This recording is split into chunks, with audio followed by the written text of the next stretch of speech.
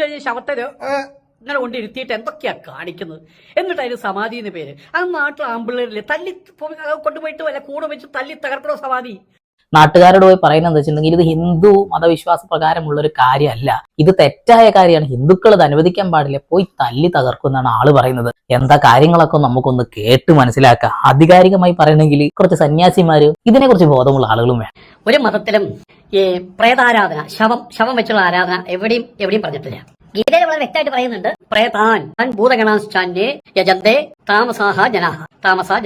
താമസിക്കായിട്ടുള്ള ഭാവമുള്ള ആളുകൾ, അജ്ഞാനികളെന്നർത്ഥം. അജ്ഞാന അന്ധകാരത്തിൽ മുഴി കഴിയുന്ന ആൾക്കാരാണ് ഈ പ്രേതാരാധന, ഭൂതാരാധന, ശവം വെച്ചുള്ള ആരാധനയൊക്കെ നടത്തുന്നത്. കേരളത്തില് ഒരു നല്ല വാക്കെടുത്ത് ഒരു ചീത്ത പരിപാടിക്ക് കൊടുത്തു. പൊട്ടക്കണ്ണന് അമ്പുജാക്ഷൻ എന്ന് പേരുന്ന പോലെ. സമയുദ്ധി എന്ന് പറഞ്ഞാൽ സമബുദ്ധി എന്ന് മാത്രമേ അർത്ഥമുള്ളൂ. ചത്തു കഴിഞ്ഞ് ശവത്തിന് ഇങ്ങനെ കൊണ്ടിരുത്തിയിട്ട് എന്തൊക്കെയാ കാണിക്കുന്നത്. എന്നിട്ട് അതിന് സമാധി എന്ന് പേര്. അത് നാട്ടിൽ ആമ്പിള്ളേരില്ലേ തല്ലി കൊണ്ടുപോയിട്ട് വല്ല കൂടെ വെച്ച് തല്ലി തകർക്കണോ സമാധി.